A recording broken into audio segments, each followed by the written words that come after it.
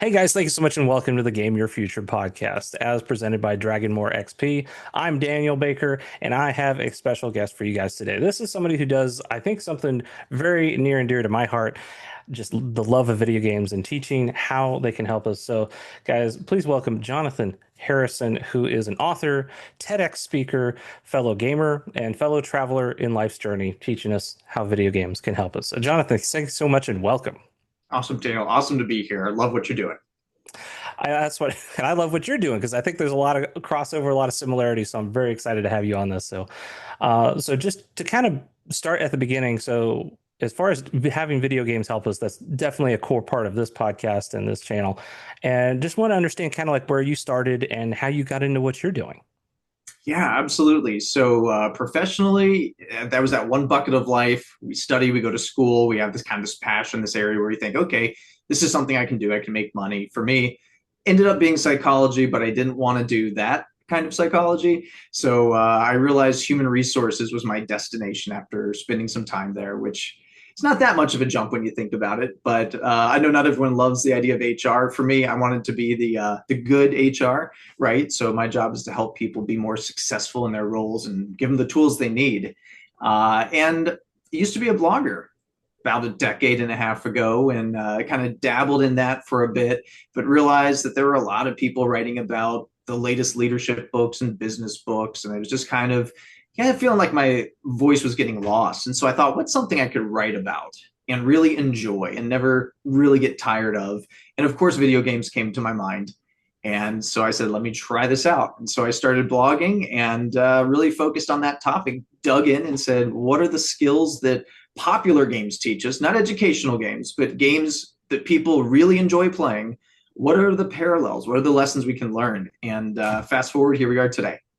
That's fantastic. Wow. So I think one of the key points that I hear from gamers and clients is that utilizing your gaming though in like a professional space, right, is just it's kind of new, it's kind of weird, maybe it's awkward. Like, so what was kind of like your journey as far as like saying, okay, from a blogger point of view, right? You're saying like, all right, I'm doing this over here, but when it came to the HR position, right, is that something where you still were able to cross that over, or how did that, work? That's a great question. Slowly, I'll say it that way. It feels like it's been a bit of a journey only until recently that we begin seeing a bit more of that be mainstream and this kind of a adoptive mindset to it. But it really is that opportunity to talk about connecting dots. And I think that's the great thing about learning is that we can learn in one realm and we can carry that over into another. And so when I was able to sit with peers and people who are also fellow gamers in the workplace, and because I had a little something on my desk or, a little Mario question block, or they'd see some of, my nerdy action figures or things in the background, it would bring up a conversation. And then we could bring that back to the matter at hand. And we could go back and say, well, like this game, if this was your challenge, if you had a treasure chest up on top of a hill, how would you get there? And we get to talk through it and walk them through and say, well, you know what? The workplace isn't that different. The same strategies you were talking about that you would use in a game to solve that puzzle, let's figure out how we do that for you here at work. And so I've had a lot of opportunity actually for people that notice that interest, that shared passion, that opens doors. Not so much with those who don't, but that's going to be the case with anything, I imagine. For sure. Having that kind of shared experience, shared passion, I guess, like you said, for the video games definitely helps because I think there's this sentiment of like, the stuffy corporate career, right? So these high level business leaders that don't understand, of course, what gaming is, they don't, and they think that it's a waste of time. Right. So when you go into an organization, like, so you look at something like HR and you think of like big company, it's like, well, they're not going to give you the time of day, right? Because it's like, well, video games are a waste of time. So how would you, I guess, counter that? Like, how would you counter the argument video games are a waste of time? Well, first of all, I like thinking about their time already spent.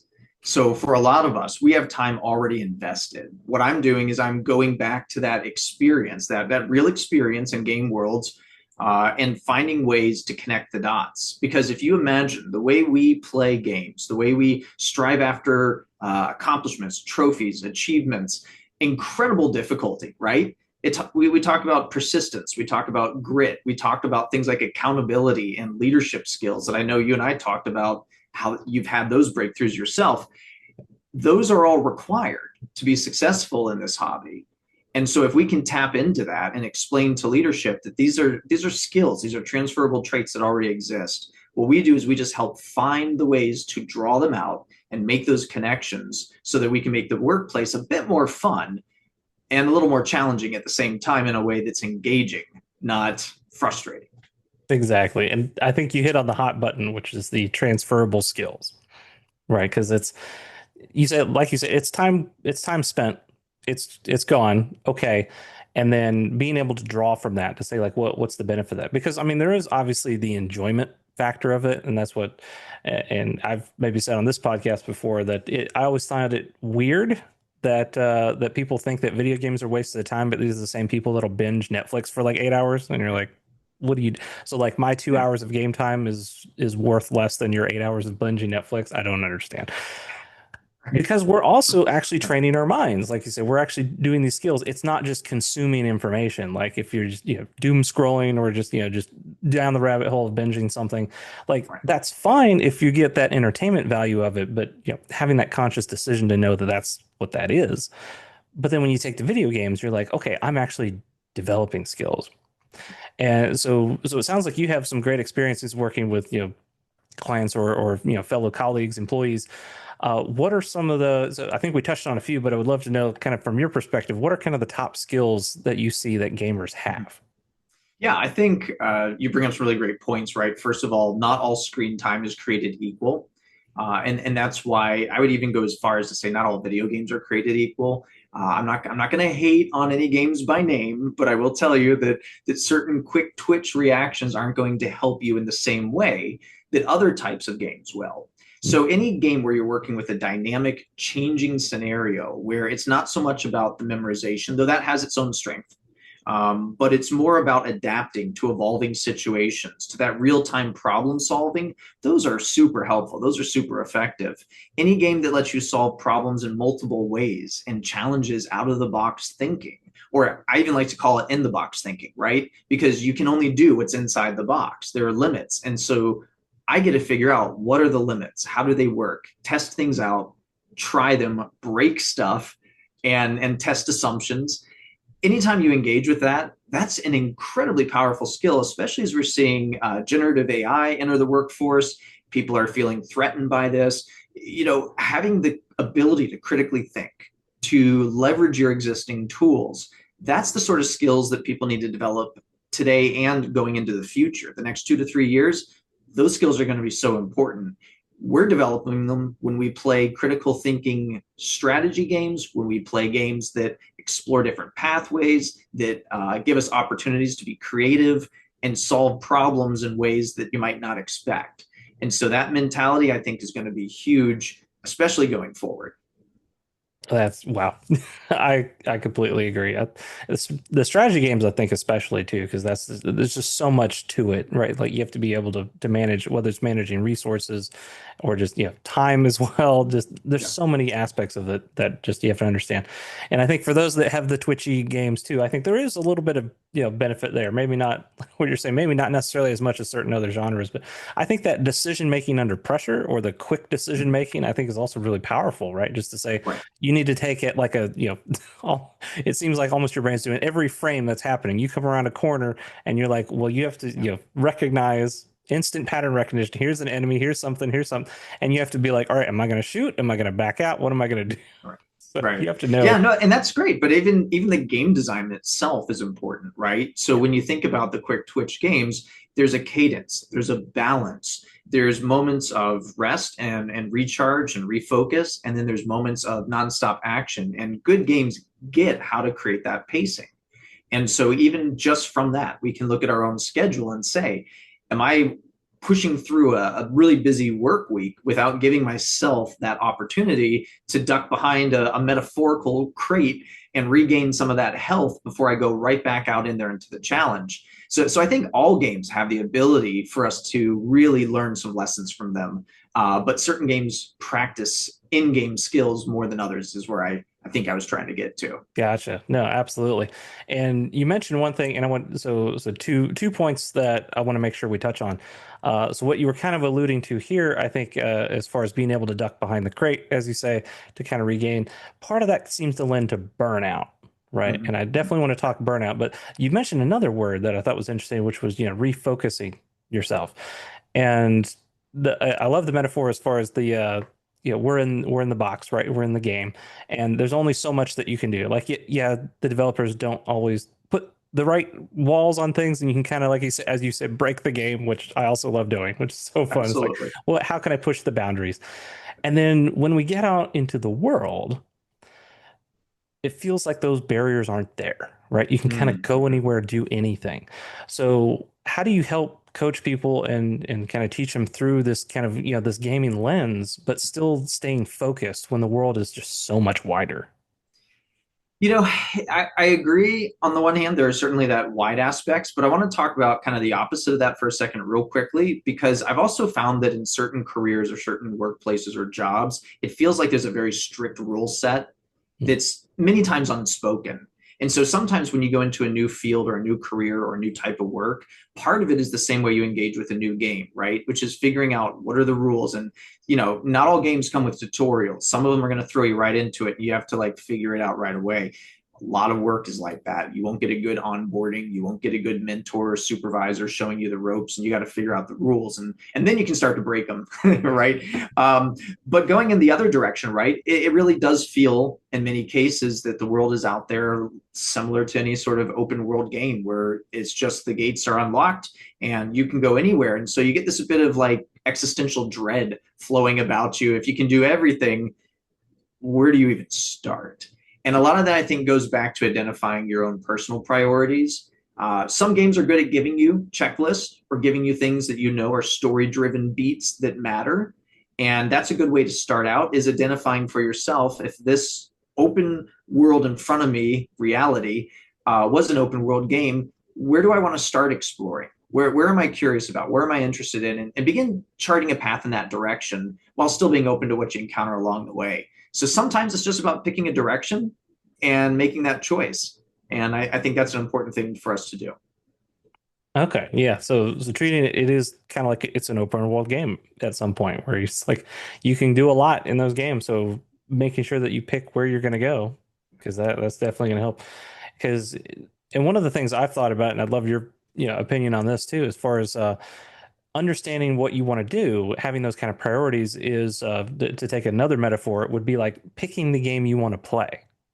Right. Because you might just be sitting there and like, I don't know which way to go. Well, it's like, well, what do you want to do? So, and maybe in the open world sense, it's like, okay, what do you want to do? But choose what game do you want to play? Do you want to play the strategy game? Do you want to play the FPS? Do you want to play the RPG? Like, you get to have that choice. And then once you pick that, now you get to focus. And now it's kind of a little bit more on rails like it is in a game where you're like, you have to do certain things if you want to succeed in an RPG versus an FPS game. So like you said, it kind of the rules can kind of change in that regard. So I just wanted to get kind of your thoughts on that. Well, two things stood out to me as you're describing that.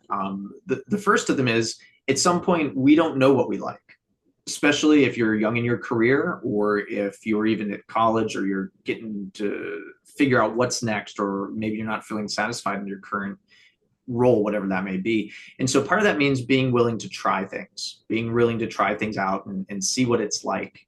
For example, I never was really big into real-time strategy games until I played the first Command and Conquer. And then Mm. after I had a chance to play that, I'm like, oh, wow, this is a whole genre that I never would have thought about playing until I had someone tell me, hey, you just got to sit down. You have to try this.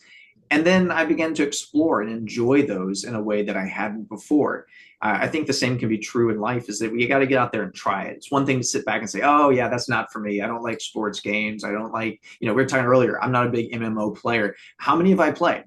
Right? My Yeah. experiences, so I can't really say a lot about it. I can say only in my own experience. And so we got to experience things before we begin really deciding that's not for us in a certain way. But the other thing that's really important for the beginning point is, once you start to get a feel for your taste, is what's important to you. What are my values? And so when I work with people in different stages of their career, I always like to start out by figuring out like what's most important to you. What are your top three values? And the thing about values is we don't really know where values are until they're tested. It's only when you realize that someone's asking you to be dishonest that you realize how important honesty is to your life, or reliability or integrity, things like that. And so it's important that we kind of explore what those are in the same way that if you picked up a new game and they had a class of character that you weren't familiar with, it's important to spend some time figuring out what are the strengths. Am I focused on speed? Am I focused on, damage? Am I a tank? What is my role in this context before I start leaning into it? And so when we know ourselves and we know our values, that allows us to also make good choices that move us forward in directions that will be beneficial in the long run too.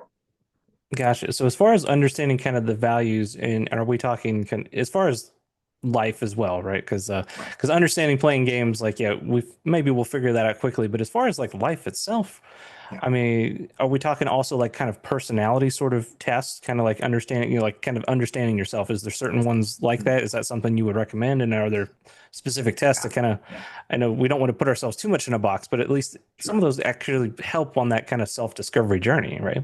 Yeah, well, with any of these, that's a great point. I use the disc profile with a lot of Yep. people, which is really familiar. It's DISC, Hmm. and it just deals with how do our observable behaviors show up in the world around us. So we don't really know what people are thinking, and I don't know what I'm thinking half the time. So it's like, what was I thinking? I don't know. Um, but this focuses on observable behaviors, and it helps us with things like communication. And so when I learn what someone else's style is, I know I can communicate more effectively in their style, but I can also learn something about me. I can learn about my preferences when it comes to decision making or interacting with new people, or what sort of pace do I like? Do I want to be fast paced or do I like to be deliberate? And how much research do I need to do before I can make a decision? Am I ready, fire, aim, or do I need to be ready, ready, ready? Still need to get ready. Got to get my spreadsheet right. Okay, Yep. now I'm ready, right? And so when we know ourselves that way, that can help set us up for areas where we can operate in our strengths. Because a lot of times I see people get frustrated when we're trying to play to weaknesses or areas that we might not have developed yet. And of course, we can develop those, but it's really great to come from a place of strengths and where you feel naturally gifted or talented in a certain area. So knowing yourself, yes, I recommend it. It doesn't necessarily matter which personality test you like. We can all get something out of it.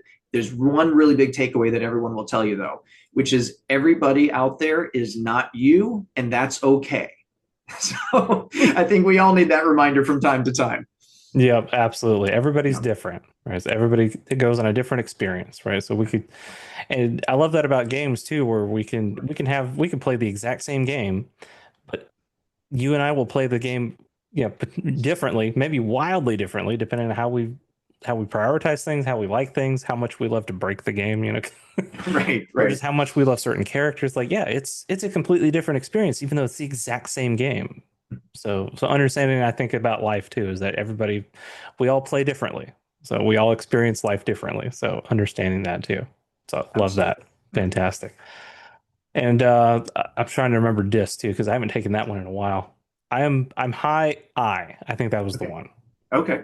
So, and there's a really great kind of like shortcut you can use, I think, for Mm, disc. Again, if you dig deeper, this is maybe let's get people interested in there. But people tend to be either task oriented or people oriented, mhm. and we tend to be quick paced or more deliberate. And so a high I is going to be people oriented and faster pace. And that's just kind of what you can start to pick up when you see people. I tend to be a high C, which means in general, you wouldn't know it. I'm an introvert, right? I You're don't doing play an great. introvert. I play an extrovert on TV, but There you go. I love my spreadsheets. I love my plans. I love my research. I never have enough. I like having two, three, four FAQs open to research things after I've played through a game. I'll make my own notes, but then I'll go back and say, what did I miss? What can I go back and do? Like I'm very thorough that way. Mhm. Not everyone's that way, and you know what? That's okay.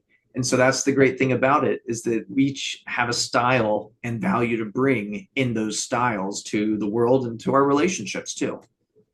Awesome. Yeah. So for those listening, I know from the business world, I think disc is pretty popular. So it's definitely Sure. something to check out, especially if you're in the business or a corporate world for sure. And you might have already done it. So fantastic. So I wanted to switch gears back to the discussion regarding burnout. right? Because what we talked about as far as like taking that breaks, stepping back within the game, like those good game design, good level design has those kind of beats where it's just like it's not just high energy, constant, like that'd be overwhelming.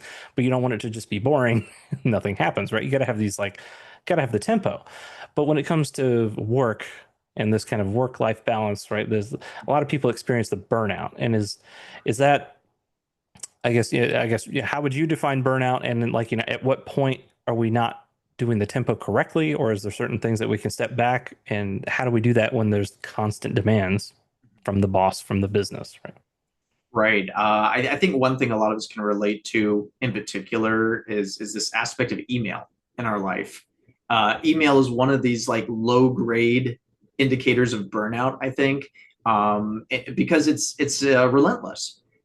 Even people, there was this craze for a bit we called inbox zero, where everyone was striving to get to the zero inbox, I have remember nothing that. in there. Yep. Yeah, and noble idea, noble concept, but fatiguing to think about having to delete and process and sort through every email on such a aggressive way, and it's just relentless. And I've always told people, at least in my work, that your inbox is someone else's priority list for you. It doesn't sort into the way that you should be thinking about what's most important. And Mm. so I often challenge people when you're feeling burnout, you have to kind of step back. And it's counterintuitive, but they say it in racing, they say it in other aspects of life. Played a lot of Gran Turismo 7. I got the steering wheel set up off camera here. You got to go slow to go fast. Mm. And the idea is you got to have some control over it. So there are things in our life that are high priorities and they are urgent. And so those are the things we have to tackle first. But then there are things that are urgent, that are low priorities, or maybe something we shouldn't do at all. And so burnout usually is when we've spent a lot of time chasing after other people's priorities without any really good measures of progress or success. I think about Dan Pink's work in his book Drive. He talks about motivation, and he's got three big parts to it, which is autonomy, mastery, and purpose. And so when you're really engaged, you have autonomy, which is the ability to choose your work or choose when it happens or choose where it happens or choose how it happens or who you're with. So you have some choice. You have mastery, which is really just how do you measure your success? I've been working at this for 5 hours. Am I any closer to being done? Great games have ways of creating that cadence. So you're progressing, you feel that progress, whether it's character levels, whether it's in-game updates, chapter movements, things of different kinds that are allowing you to measure. And then finally, purpose is what's the greater purpose. Games that are story driven usually establish kind of this high level, greater good, greater purpose beyond your side quest, but your overarching narrative in your life. What's your purpose? Why are you doing what you do? And just putting food on the table or paying bills is not a purpose. That's survival. And it's kind of hard to think about purpose when you're just figuring out paycheck to paycheck, what am I going to do? Yeah. But you will not have fulfillment in doing that. And even if you make radical amounts of money, but you have no purpose, you're not going to get motivation out of it. And so for me, I found that the antidote to this is a really long winded answer. The antidote to burnout oftentimes is both slowing down and prioritizing, but also making sure you're connected to purpose. Because when you're connected to purpose, that burnout is a bit of a lesser thing. But also remember, you got to take care of yourself. Yeah. You're no good to anyone else if you've completely burnt yourself out. Yeah. There's just at some point just the physical, mental exhaustion to the Right. point of like, just being incapable or unable to proceed. It's like, well, you got to take care of yourself first. But I think in the typical business burnout, it's usually that kind of fulfillment and purpose piece. I think that's what a lot of people are thinking and talking about when they feel burnout. They're just sick of the job. And yeah, I'll say that's kind of where my job ended up being, right? So I kind of told you the story is kind of like how I moved up in leadership and in the position. But then again, fast forward years later, it's just enough people, like enough layoffs, enough people quit, and it's just like, and they just pile it on you, like typical corporate things. Like, well, just do more with less. That's all you got to do. And you're like, how I don't understand. And then eventually, it just gets to the point of like almost soul crushing work, where you're just like, I just, like, I'm doing all this stuff, and it just doesn't matter, or I just don't feel like I'm, you know, contributing. right? Hmm. I'll tell you, like one of the most, well, I'll say one of the saddest moments in that sense where I knew my stuff, right? I'm the supply chain manager. I knew, like, I'm working with these overseas suppliers. I know them in and out. I've been working with them for years. And then I get this message from my boss that's like, "Hey, we need this, certain information. Can you run a report? Can you create this, Excel file, whatever, and shoot it to me?" And I was like, "Why do you need that?" Like that's in my mind, it was like that is only a small fraction. This is the tip of the iceberg information that you're asking for. This is at best, not enough information or wildly misleading if you Sure. if you didn't have right information. And I'm like, so he's asking for information A, and I'm like, that's not what you need. I'll get you this. I'll get you information B. That's what you really want. And he goes, no, that's not what the upper management asked for.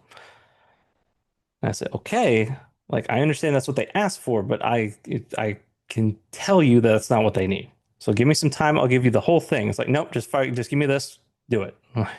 Okay. So give them information A. 2 weeks goes by. Hey, we need information B. I'm like, are you freaking, come on. Really? Just wasting my time. This is ridiculous. So that day, the only silver lining is that I got paid. And it's like, well, and it's like, okay, but yeah, where's the fulfillment? So that I think is that kind of burnout in terms of the business kind of fulfillment aspect of it. It's like, why you're like, sure, I'm putting food on the table, like you're saying, I'm surviving, but like, why is my work is not valuable? It's not valued. My opinion doesn't matter. I'm just a cog in the machine. Hmm. That's So rough. yeah, so that's Yeah.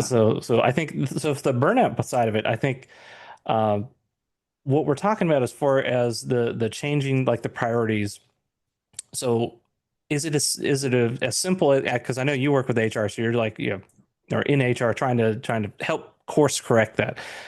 And what is your thoughts as far as like if somebody gets to that point where they're just like this is not working for me, like at some point it's move on, right? I Right. Oh, mean, yeah. Yeah, absolutely. We talk about challenges, and I do a lot of work with supervisors and managers. And so when you encounter someone that's struggling in their job, you always got to assess, is this a skill issue or a will issue?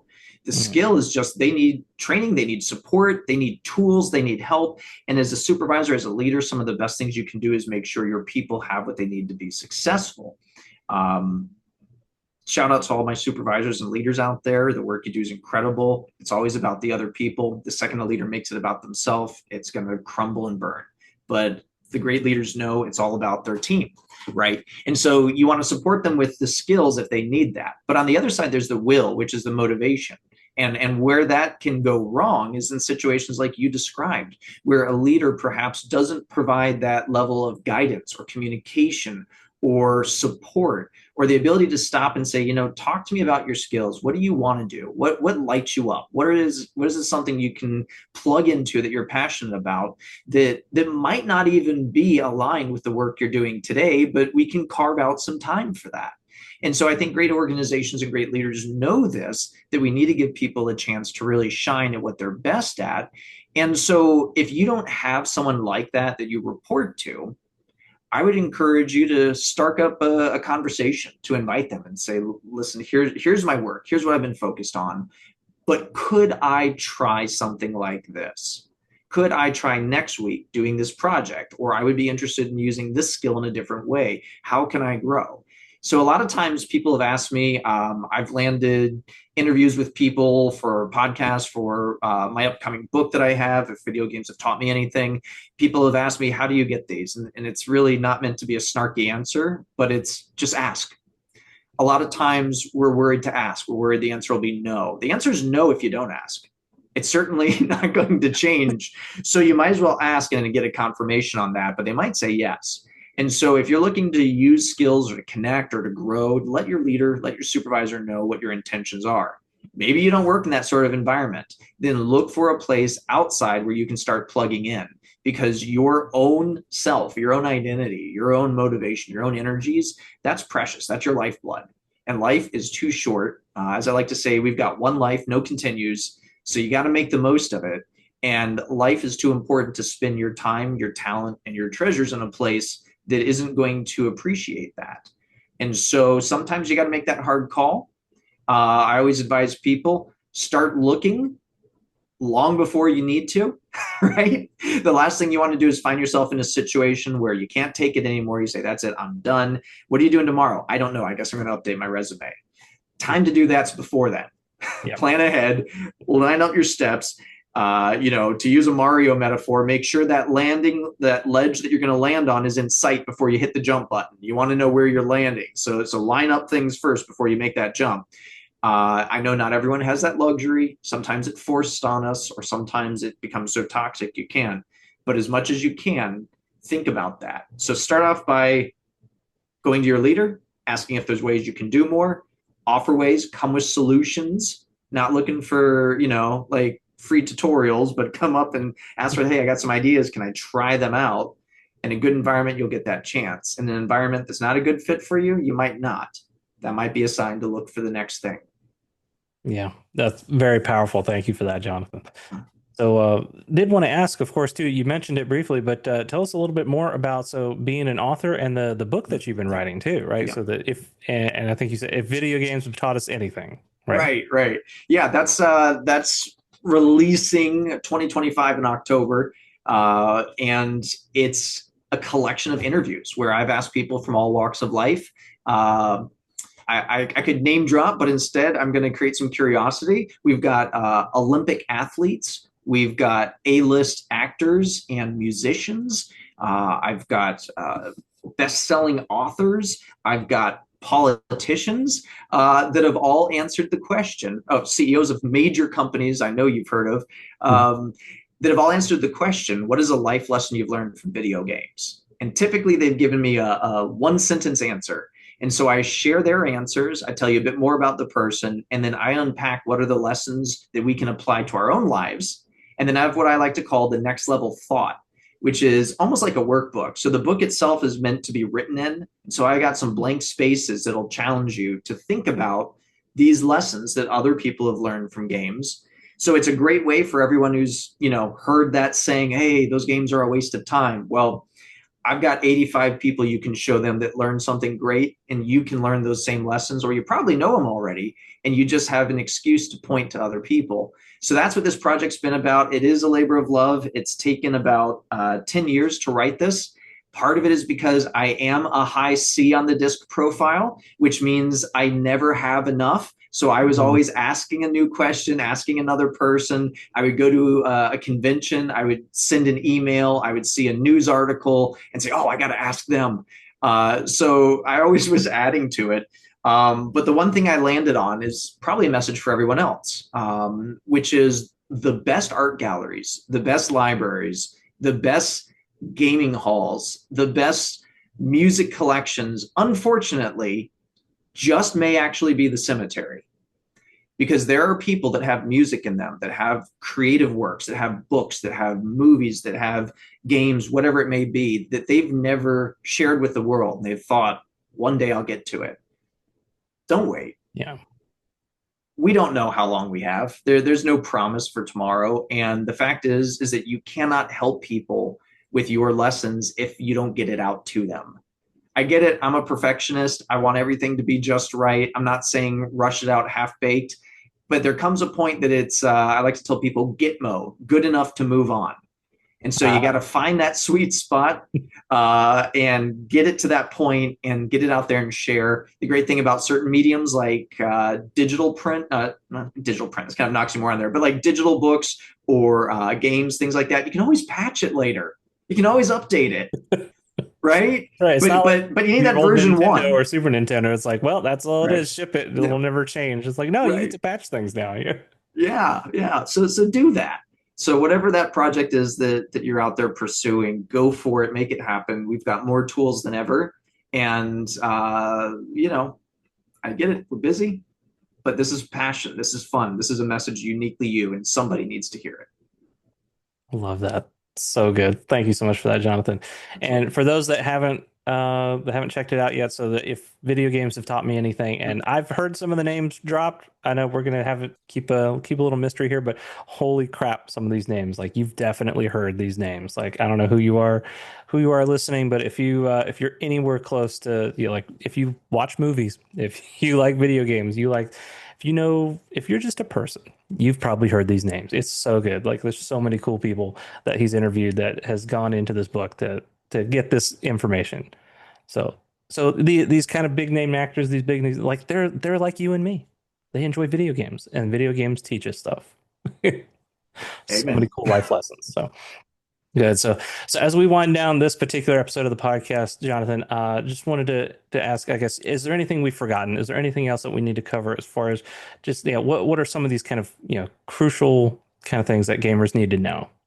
What are kind of some parting words? You know what? Couple things about that. One inspired lesson that I've learned is never let a person criticize your play style who's not holding a controller. We get a lot of people in life, that is a metaphor, mostly. People are willing to be very critical of others and very negative, but they don't have a skin in the game. And ultimately, you have to look yourself in the mirror every day. And so you have to be comfortable with those decisions and those choices and making sure they're aligned with the things that you value most. Because it's your life to live and you're accountable in that regard, not them. So I think that's an important takeaway. Pursue your passions and not to the detriment of the things that are most important. So there's that tricky balance, right? So I hear a lot of people say, go out there, pursue your passion. Well, you know what? Here's the thing. Sometimes you got to work a job.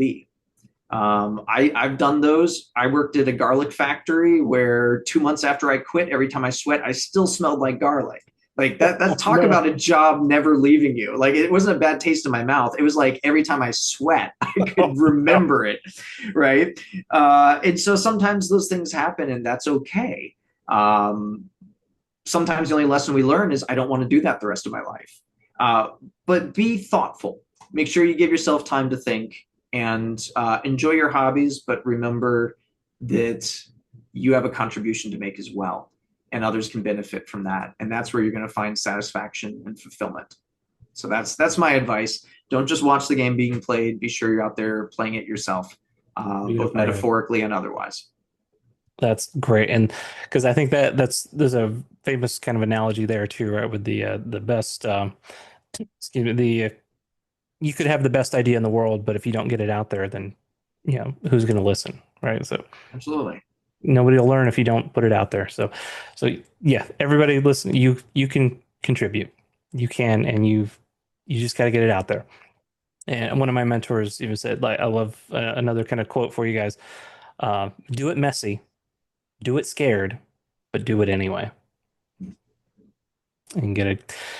So powerful. Thank you so much, Jonathan. This has been fantastic. And before we close out for this episode, I do have one final question for you, which, of course, that I ask everyone. What is your favorite video game? Such a hard question. I'm sure everyone has the same response.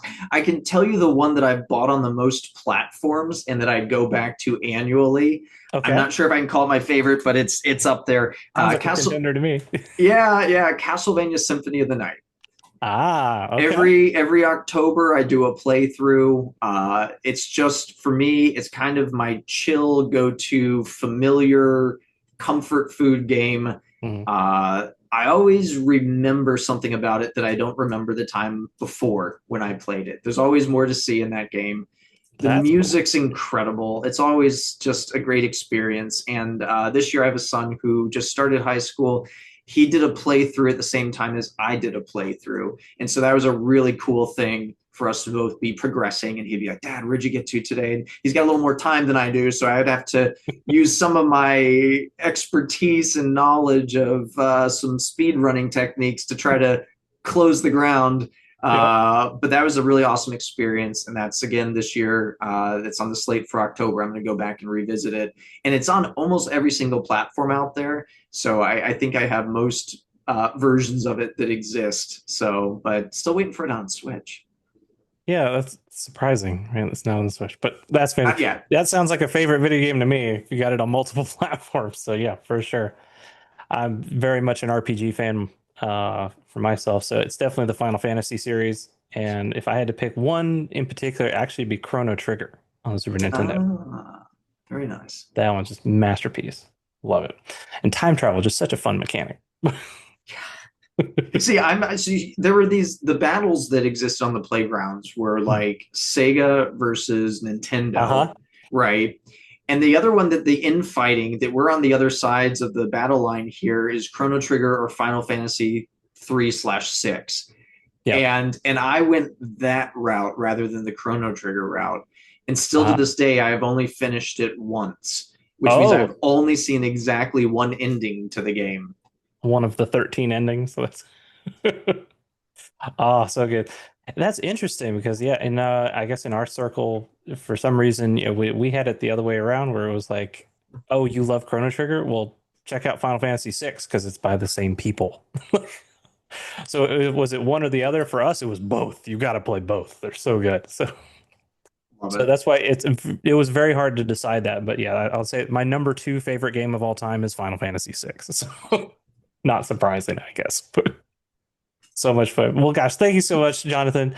Thank you for being on here. And just definitely check out the book. So where can people find the book again? It'll be on Amazon in print and digital form there. You should probably be able to find it at Barnes and Noble shortly thereafter. And that's probably going to be the best way to check it out. And if you say, you know what, I'm not super huge into books and all that, I also created a coloring book that goes along with it, where I have hand drawn illustrations that reflect there. I confusingly named it almost the same exact thing. So if you go to Amazon and look for if video games have taught me anything, you'll see a coloring book and a not coloring book. Got it. So why not pick up both just to make So sure? cover all your Love that. bases. So great. And is there anywhere else we can find you, whether socials or anything like that as well? For more information, you can always check out johndharrison.com. That's JOND, as in my middle initial, and then last name Harrison, HARRISON.com. So I got links to all the books and other shenanigans that I'm up to from time to time. Perfect. And guys, we'll have all the links for you guys in the description as well, so you can definitely check out.